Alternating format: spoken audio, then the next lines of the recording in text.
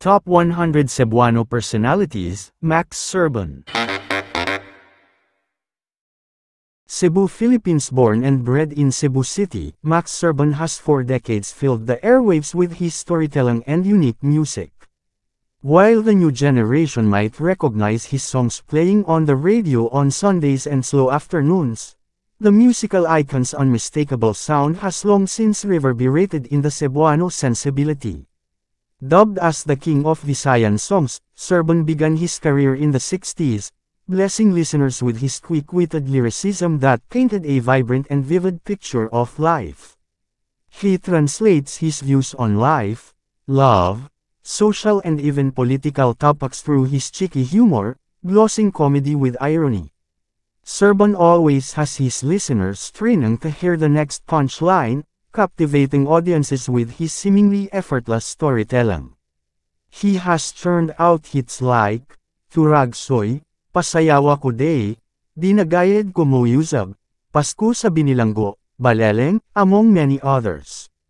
Writing his own music, Serban has more than 35 albums for which he has earned gold and platinum record awards. Among his top-selling albums are Magparituki, Gihidlo na Intawon Ako, Mitulo na, Double Trouble, with Yoyoy Villame, Nabali ang Christmas Try, Ballroom to Max, and Baleleng. His music also ended up getting banned during martial law because of its alleged double entendre.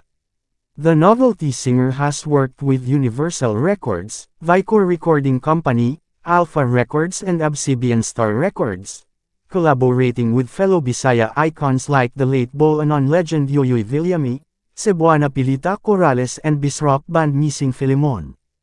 Unfailingly bringing the house down with his rib-tickling compositions whether live or on playback, Serban has brought his famous music to the US, Canada, Australia, Norway and Austria.